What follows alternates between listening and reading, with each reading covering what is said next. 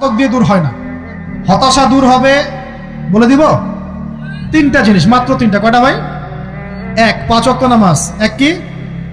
নামাজে আপনি অজু করে সেজদা দেন, ইনশাল্লাহ আপনার মনে প্রশান্তি না আসলে আমাকে এসে বলেন যে আসে না।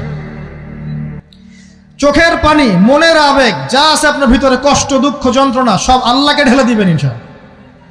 নিজের আবেগ ধরে রাখবেন এখানে, আপনি আল্লাহর জন্য ঢেলে দিবেন। মানুষকে আবেগ দেখা কি লাভ? মানুষ আপনার চোখের পানির মর্ম বুঝবে? মানুষ কি মানুষের চোখের পানির মর্ম বুঝে? আপনার পিতা যদি মারা যায়, আমার কাছে এসে দোয়া চান কান্নাকাটি করে, আমি দোয়া করতে পারবো, কিন্তু আমি কিন্তু আপনার ফিলিংসটা বুঝতে পারবো না। আপনার অনুভূতি কে বুঝতে পারবেন? আল্লাহ পাক আপনার ঘাড়ের রগের চেয়েও কাছে আছে। সুবহানাল্লাহ, সুবহানাল্লাহ, আল্লাহ পাক ঘাড়ের রগের চেয়ে কাছে আছে। গতকালকে বাংলাদেশের একজন বরেণ্য আলেমের সাথে একটা কনফারেন্সে ছিলাম। উনি বলছিলেন যে এক ব্যক্তি, এটা শোনেন, এক ব্যক্তি খুব তার শখ যে তিনি সাহাবীদের মতো নামাজ পড়া শিখবেন। কথা বুঝতে পারছেন? সাহাবীদের মতো নামাজ শিখবেন। তো একজন বরেণ্য আলেমের কাছে এসেছেন, এসে বলছেন যে আমাকে সাহাবীদের মতো নামাজ শিখিয়ে দেন। তখন সেই আলেম আরেকজন আলেমের সন্ধান দিয়েছেন, যে তুমি তার কাছে যাও, তিনি শেখাবেন। তো সেই ব্যক্তি একটু অবাক হয়েছেন, কারণ যাকে প্রশ্ন করেছিলেন তিনি অনেক বড় মুহাদ্দিস, আর যার কাছে পাঠানো হচ্ছে তিনি অত বড় মুহাদ্দিস নন, কিন্তু আবেদ, আমল করেন। তাকে গিয়ে বলছেন উনি আমাকে পাঠিয়েছেন সাহাবী বলা নামাজ শিখিয়ে দেন। তখন তিনি বলছেন ঠিক আছে, সুন্দর করে অজু করে আসো, সুন্দর করে অজু করে আসো। অজু করার সময় খালি খেয়াল রাখবা যে আমি অজু করছি শুধু আল্লাহর সন্তুষ্টির জন্য। কি খেয়াল রাখবেন? অজু করছি শুধু আল্লাহকে রাজি খুশি করার জন্য অজু করছে, আর কোনো উদ্দেশ্য নাই আমার। অজু করতে যাচ্ছে, তিনি আবার বলছেন দাঁড়াও, শুধু আল্লাহকে রাজি খুশি করার জন্য অজু করো। আবার শুরু করছেন, আবার বলছেন শোনো, শুধু আল্লাহকে রাজি খুশি করার জন্য অজু করো। এভাবে বলতেই আছেন। নামাজে দাঁড়িয়েছেন, দাঁড়ানোর আগে বলছেন শোনো, শুধু আল্লাহকে রাজি খুশি করার জন্য নামাজ পড়ো।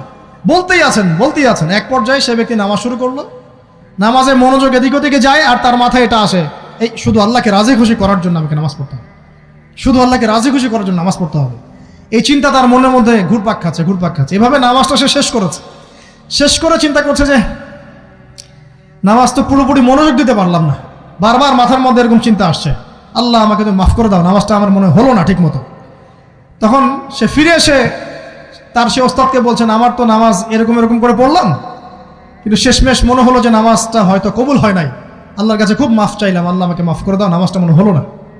তখন সেই যে প্রথম ব্যক্তি যিনি পাঠিয়েছেন তিনি বলছেন এটাই হলো সাহাবীওয়ালা নামাজ। তারা আল্লাহকে রাজি খুশি করার জন্য নামাজ পড়তেন, নামাজ শেষ করে আল্লাহর কাছে ইস্তেগফার করতেন, আল্লাহ কিছুই হলো না, কিছুই হলো না। আমার কথা কি বুঝতে পারছেন? অতএব আল্লাহকে রাজি খুশি করার জন্যে আপনি আপনার আবেগ, আপনার ইবাদত সব ঢেলে দিবেন ইনশাআল্লাহ। অন্য কারো কাছে কিছু পাওয়ার আশা করব। আমাকে আল্লাহ পাঠিয়েছেন দুনিয়াতে নামাজ পড়তে, রোজা রাখতে, দিনের প্রচার করতে, দিনের জ্ঞান অর্জন করতে, এই তো। তা আমি একজন মেয়ের জন্য জীবন নষ্ট করে দিব কেন? আমি তাহলে আল্লাহর কাছে কি মুখ দেখাবো, আর নবীর কাছে কি মুখ দেখাবো? ওখানে গিয়ে বলবো আল্লাহ আমি আমার অমুক প্রেমিকার জন্য আশেক হয়ে একদম জীবন দিয়ে দিয়েছি, আত্মহত্যা করেছি। গেছে ভাই, যাইতে দেন। যে ব্যক্তি আপনার অবস্থানকে মূল্যায়ন করে নাই সে আপনার যোগ্য ছিল না। এখন আপনি কি করবেন? নিজের অবস্থান উন্নত করেন, আপনার পিছনে লাইন ধরে ঘুরবে ইনশাআল্লাহ। এটাই বাস্তবতা। দুনিয়া খুব খারাপ জিনিস। মানুষ মানুষের অবস্থানকে মূল্যায়ন করে, মানুষ মানুষের অবস্থানকেই মূল্যায়ন করে, কিন্তু আল্লাহ রাব্বুল আলামিন আপনাকে সর্বাবস্থায় ভালোবাসেন। আলহামদুলিল্লাহ। এই যে আমরা এখন অনেক পাপ করছি না, আল্লাহ কি আমাদেরকে আযাব দিয়ে ধ্বংস করে দিয়েছেন? আল্লাহ পাক এখনো আমাদেরকে ভালোবাসেন, রহম করেন, অপেক্ষায় আল্লাহ পাক অপেক্ষা করছেন কখন তওবা করবে, আমি তওবা কবুল করব। এই কখন আমার বান্দা খালি একবার বলে আস্তাগফিরুল্লাহ, আল্লাহ পাক সাথে সাথে মাফ করে দেবেন ইনশাআল্লাহ। আর সেই আল্লাহকে ভুলে আপনি কার পিছনে ছুটছেন? আমরা কিন্তু নিয়াত করতে পারি ভাই যে আমরা যারা ওয়াজ শুনলাম জীবনে কোনোদিন সিগারেটে হাত দিব না ইনশাআল্লাহ। রাজি আছি ভাই? অন্য বড় বড় জিনিস তো বহুত দূরের কথা। আচ্ছা, অনেকে রাজি হয় নাই কেন? আপনারা কি অলরেডি আসক্ত? আমি অনেক ভাইকে দেখেছি মাশাআল্লাহ ইফতার খুলেই একদম বেনসন টানা শুরু করে। হ্যাঁ, এটা যে হারাম আপনাদের কেউ ওয়াজ করে শোনায় নাই? এটাকে কি মনে করেন আপনারা, হারাম না হালাল? কেউ বলেছে মাকরু, নাকি মাকরু ফতোয়া দিয়েছে? মাকরু শব্দের অর্থ জানেন আপনি? মাকরু শব্দের অর্থ কি একটু শোনেন। সূরা বনী ইসরাঈল খুলবেন। কোন সূরা? সূরা বনী ইসরাঈল আল্লাহ পাক বলছেন, আমি বনু ইসরাঈলকে এই কাজগুলো করতে নিষেধ করেছিলাম। কোন কোন কাজ? জেনা করো না, জেনার ধার কাছে যেও না, এতিমের মাল আত্মসাৎ করো না, শিরিক করো না ইত্যাদি। যারা আলেম আছেন তারা আমার কথা বুঝবেন। এই কাজগুলোর পরে আল্লাহ পাক বলছেন যে এই প্রত্যেকটা কাজ আল্লাহর কাছে মাকরুহ, অপছন্দের। কিসের? অপছন্দ। আর এটাকে আপনি সহজ মনে করছেন? নিয়াত করি আল্লাহ পাকের সন্তুষ্টির জন্য আমরা কোনোদিনও মাদকের সাথে সম্পৃক্ত হব না ইনশাআল্লাহ। আর বিশ্বাস করেন, শুধুমাত্র মাদকদ্রব্য নিয়ন্ত্রণ অধিদপ্তর এই আইন কানুন এগুলো দিয়ে, জরিমানা দিয়ে মানুষকে মাদক ছাড়ানো যাচ্ছে না, যাবে না। কেন যাবে না এটা আপনারা খুব ভালো করেই জানেন, আমি বলতে চাচ্ছি না। অনেক সময় মাদক বিরোধী কনসার্ট করে মানুষ, মাদক বিরোধী কনসার্টে ওঠার আগে এক বোতল ডাইল খেয়ে আসে আগে। এগুলো কি বাস্তব কথা বলছি না অবাস্তব কথা বলছি? আমাদের যুবক ভাইরা কোশ্চিন কালেও মাদকের ধার কাছে যাবেন না ইনশাআল্লাহ।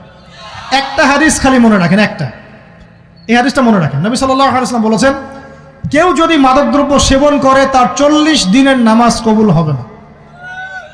সিগারেট একটা খেয়েছি, 40 দিন নামাজ নাই। এরপর যদি সে তওবা করে আল্লাহ মাফ করে দিবেন। আবার যদি মাদক খায় আবার 40 দিন কবুল হবে না। যদি আবার তওবা করে আল্লাহ মাফ করে দিবেন। আবারও যদি খায় আবারও 40 দিন কবুল হবে না। আবারও তওবা করলে আল্লাহ আবার মাফ করে দিবেন। চতুর্থবার সে যদি মাদক খায়, আল্লাহ রসুল সাল্লাল্লাহু আলাইহি ওয়াসাল্লাম বলছেন, আল্লাহ পাক কিয়ামতের মাঠে তাকে তিনাতুল খাবাল পান করাবেন। কি পান করাবেন? তিনাতুল খাবাল। সাহাবীরা বললেন, ইয়া রাসূলুল্লাহ, এটা কি? তিনাতুল খাবাল কি? নবী সাল্লাল্লাহু আলাইহি ওয়াসাল্লাম বলছেন, এটা হচ্ছে জাহান্নামীদেরকে আযাব দেওয়ার পর তাদের রক্ত মাংসের যে পুঁজ বের হবে, এই যে ড্রিঙ্কস, জাহান্নামের হার্ড ড্রিঙ্কস, এই ড্রিঙ্কসের নাম হলো তিনাতুল খাবাল। আল্লাহ পাক আমাদের সবাইকে মাদক থেকে বাঁচিয়ে রাখেন। আমল হচ্ছে কোরআন তেলাওয়াত। যে ব্যক্তি কোরআন তেলাওয়াত করতে পারে নিয়মিত, তার মনের মধ্যে এই হতাশা, এই ভীরুতা, এই কাপুরুষতা কিচ্ছু আসবে না ইনশাআল্লাহ। আমি গ্যারান্টি দিচ্ছি আপনাকে, হতাশা আসবেই না আপনার মনে যদি আপনি কোরআন বুঝতে পারেন। কোরআনের একটা আয়াত নিয়ে কোনো সময় দেখা যায় 2-3 ঘন্টা সময় পার হয়ে যাচ্ছে, আয়াতটা ছেড়ে সামনে যেতে পারছি না। কোরআনের ভিতরে ঢুকলে আপনি দুনিয়ায় ভুলে যাবেন কি হচ্ছে আশপাশে। আমি এমন অনেক আলেমকে দেখেছি যে একটা বই, পাতলা একটা বই, আরবি বই নিয়ে পড়া শুরু করেছেন, ওই যে ফজরের পরে জোহরের ওয়াক্ত হয়ে যাচ্ছে, বইটাই শেষ করতে পারেননি। বুঝতে পারবেন না? যখন আপনি ইলমের ভিতরে ঢুকে যাবেন, কোরআনের ভিতরে, হাদিসের ভিতরে, আপনার দুনিয়ার খেয়ালই নাই। একজন আলেম, তিনি এক রাত্রে একটা বই লিখেছিলেন, চটি বই, এক রাত্রের মধ্যে। বলা হচ্ছে, তার সম্পর্কে বলা হচ্ছে যে রাতের খাবার তাকে দেয়া হয়েছে যে আপনি এটা খেয়ে নেন। তো সে খাবারটা পাশেই আছে, খাবারটা খাবো, এটা লিখে খাবারটা খাবো, এরকম তার চিন্তা ছিল। ফজর হয়ে গেছে, বই লেখাও শেষ, খাবার এই অবস্থায় পড়ে আছে, ডুবে গেছেন ভিতরে, খাওয়ার মাথায় তার খেয়াল নাই।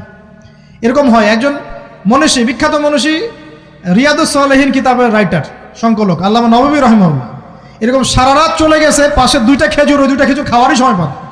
হাদিস নিয়ে গবেষণা করতে রাত পার হয়ে গেছে। আমি বলতে চাচ্ছি, যখন ইলমের ভিতরে, কোরআন হাদিসের ভিতরে ঢুকে যাবেন, আপনার দুনিয়ার খেয়াল আপনার চলে যাবে ইনশাআল্লাহ। এই টেনশন, হতাশা, এই সেই বাদ। তখনই আল্লাহ পাক আপনাকে তার পক্ষ থেকে রহমত দিবেন, বরকত দিবেন, আল্লাহ আপনার দুনিয়ার কাজগুলো করে দিবেন ইনশাআল্লাহ। তখন দেখবেন কেউ আপনার দুনিয়ার ওই কাজটা করে দিয়েছে, কেউ ওই কাজটা করে দিয়েছে, কেউ বাসায় খাবার পাঠিয়ে দিয়েছে, আল্লাহ পাকই এগুলো করাই দিবেন ইনশাআল্লাহ। তো প্রিয় ভাইরা, মাদকে যাবো না আল্লাহর কাছে আসবো? 2 নাম্বার কোরআন তেলাওয়াত, 3 নাম্বার আল্লাহর জিকির। 3 নাম্বার কি ভাই? আল্লাহর জিকির। চলতে ফিরতে সব সময় মুখ চলতে থাকবে, মুখ না চললেও মনে মনে মন তাজা থাকবে, মনে মনে জিকির হতে থাকবে। মনে মনে জিকির করতে পারেন? মুখ নড়বে না, কিন্তু মনে মনে আপনার একটা জিকির হতে থাকবে, সুবহানাল্লাহ ওয়া আলহামদুলিল্লাহ, লা ইলাহা ইল্লাল্লাহ, আল্লাহু আকবার। পারা যাবে? পারে। মানুষের মন কখনো চুপ করে থাকে না, কিন্তু মানুষের মন অলওয়েজ কিছু না কিছু চিন্তা করতে থাকে না, যতক্ষণ না ঘুমায় মানুষ। তো প্রিয় ভাইরা, বেশি বেশি জিকির করবো, সুবহানাল্লাহ, আলহামদুলিল্লাহ, লা ইলাহা ইল্লাল্লাহ, আল্লাহু আকবার, লা হাওলা ওয়ালা কুওয়াতা ইল্লা বিল্লাহ, এগুলো চলতে থাকবে। আল্লাহ পাক তৌফিক দান করুন, আমিন। আমরা আমাদের সমাজে যুবকদেরকে এরকম টিকটকে দেখছি, অনলাইনে আসক্ত দেখছি, জেনায় আসক্ত দেখছি, পর্নোগ্রাফিতে আসক্ত দেখছি। আমরা দেখছি আমাদের যুব সমাজকে মাদকে আসক্ত, কিশোর গ্যাংয়ে আসক্ত। এইগুলো কি আমাদের কাম্য ছিল ভাই? আমাদের কাম্য ছিল? এই অবস্থায় কি যুব সমাজ আল্লাহ পাকের দ্বীনের পতাকা হাতে নিয়ে আল্লাহর জমিনে দিন কায়েম করতে পারবে কিনা একটু আমাকে উত্তর দেন দেখি। এখন এই অবস্থায় পারবে? অতএব অবস্থার উন্নতি করতে হবে কিনা? উন্নতির জন্য রাজি আছি কিনা ইনশাআল্লাহ? আমরা চাই কি আল্লাহ পাকের দিনটা আল্লাহর জমিনে প্রতিষ্ঠা লাভ করুক, আল্লাহর দিন সবার ঘরে ঘরে পৌঁছে যাক, আল্লাহ পাকের দিনের যে সৌন্দর্য সবাই সেটাই, এই সৌরভটা সবাই পাক, আমরা চাই কিনা? সমাজে শান্তি প্রতিষ্ঠা হোক, আবার সেই রাসূলের মতো যুগ চলে আসুক, আমরা চাই কিনা? অতএব আমাদের সবাইকে যৌবনের এই প্রলোভনগুলো থেকে বেরিয়ে এসে আল্লাহ পাকের ইবাদতে আত্মনিয়োগ করতে হবে। আল্লাহ পাক আমাদের সবাইকে তৌফিক দান করুন, বলি আমিন। আমাদের সবাইকে আল্লাহ রাব্বুল আলামিন কুরআন এবং হাদিসের গভীর জ্ঞান অর্জন করার তৌফিক দান করুন, বেশি থেকে বেশি ইবাদত করার তৌফিক দান করুন। আল্লাহ পাক সবাইকে হারাম সমস্ত রিজিক থেকে বাঁচিয়ে রাখুন, জেনা, ব্যভিচার এবং নারীর ফিতনা, মাদক থেকে আল্লাহ বাঁচিয়ে রাখুন। আল্লাহ পাক আমাদের সবাইকে হালাল রিজিক, হালাল সম্পর্ক যথেষ্ট করে দিন। আল্লাহ পাক আমাদের সবাইকে যেন দিনের দাওয়াতের মেহনত করার তৌফিক দান করেন এবং আলেম ওলামার সাথে পরামর্শ করে দিন শেখার এবং বোঝার তৌফিক দান করেন। যুবতী দিনী বোনদের জন্য, এখানে বোনরা আছেন না? আছেন কি না? দিনী বোনরা আছেন? একটা নসিহত দিনী বোনদের জন্য আমি একটা নসিহত করতে চাচ্ছি, একটা নসিহত। আমার এই একটা নসিহত একটু মন দিয়ে শুনুন প্রিয় দিনী বোন। রাসূলুল্লাহ সাল্লাল্লাহু আলাইহি ওয়াসাল্লাম আমাদের দিনী বোনদের জন্য জান্নাতে যাওয়ার একটা ফর্মুলা বলে দিয়েছেন। আমি কি বলবো সেটা? আচ্ছা, রাসূলুল্লাহ সাল্লাল্লাহু আলাইহি ওয়াসাল্লাম বলেছেন আমাদের দিনী বোনেরা, আমাদের মায়েরা, এই নারী জাতি মাত্র 4টা কাজ করলে জান্নাতের যে কোনো দরজা দিয়ে ইচ্ছা প্রবেশ করতে পারবে ইনশাআল্লাহ। খুশি হন নাই? কয়টা কাজ? মাত্র 4টা। এক, যদি আমাদের দিনী বোনেরা 5 ওয়াক্ত নামাজটা ওয়াক্ত মতো পড়ে, আল্লাহ পাক তৌফিক দান করুন, বলি আমিন। 2 নাম্বার, যদি তারা রমাদান মাসের রোজাটাকে ঠিক মতো আদায় করতে পারে। 1 নাম্বার 5 ওয়াক্ত নামাজ ঠিকঠাক আদায় করা, 2 নাম্বার রমজান মাসে সাওম রাখা, 3 নাম্বার তাদের লজ্জাস্থানের হেফাজত করা, মানে শরঈ পর্দা মেনটেন করা, শরঈ পর্দা মেনটেন করা। এবং আমি বলে দেই, চেহারাটা আপনাদের পর্দার অন্তর্ভুক্ত। এটা নিয়ে অনেক বাকবিতণ্ডা হয় না সমাজে, চেহারা দেখানো যাবে কি যাবে না ইত্যাদি। চেহারা আপনার পর্দার অন্তর্ভুক্ত বিষয়, ফুল স্টপ। এর উপরে ফতোয়া অনেকে অনেকভাবে দিচ্ছে, কিন্তু বরেণ্য উলামায়ে কেরামের কিতাবগুলো ঘাটাঘাটি করেন, তাদের ফতোয়া হচ্ছে চেহারা আপনার পর্দার অন্তর্ভুক্ত বিষয়, চেহারা ঢেকে রাখবেন, আল্লাহ পাক তৌফিক দান করুন। চোখ থাকবে খোলা, ঠিক আছে। 4 নাম্বার, স্বামীর আনুগত্য করতে হবে। স্বামীর আনুগত্য, এই যে আনুগত্য শব্দ শুনলেই মানুষের একটা মানে নেগেটিভ ধারণা তৈরি হতে পারে। স্বামীর আনুগত্য মানে কি আমি তার দাসত্ব করব? আনুগত্য মানে, প্রিয় দিনী বোন, আনুগত্য মানে দাসত্ব নয়। আনুগত্য মানে কোরআন সুন্নাহর যে বিধানগুলো আপনার স্বামী আপনাকে পালন করতে বলবে, আপনি সেগুলো করবেন, আপনি করতে বাধ্য। কিন্তু স্বামী যদি কোরআন সুন্নাহর বাইরে কিছু করতে বলে, সেটা মানতে আপনি বাধ্য নন। স্বামী যদি আপনাকে বলে যে সুদ খাও, এই যে সুদী এনজিওতে আসো, নাম লেখাও। স্বামী যদি আপনাকে বলে যে আসো বেপর্দায় বাইরে যাই, সাজুগুজু করে বের হও, চলো ঘুরে আসে বেপর্দায়। স্বামী যদি বলে দেবরকে একটু খাবারটা দিয়ে আসো, আমার অফিসের কলিগ আসছে, খাবার পরিবেশন করো, আসো ডাইনিংয়ে আসো, এই যে হারাম কাজ, বেপর্দার আদেশ করছে, সুদের আদেশ করছে, আপনি সেগুলো পালন করবেন না। কিন্তু হালাল বৈধ যে কোনো বিষয় আপনি স্বামীর আনুগত্য করবেন, এটা আপনার উপর ফরজ। এই 4টা কাজ যদি আপনি করতে পারেন, জান্নাতের যে কোনো দরজা দিয়ে ইচ্ছা আপনি প্রবেশ করতে পারবেন ইনশাআল্লাহ। আল্লাহ পাক আমাদের দিনী বোনদেরকে এই 4টা কাজ করার তৌফিক দান করুন। আমাদের সবাইকে আল্লাহ পাক জান্নাতের জন্য কবুল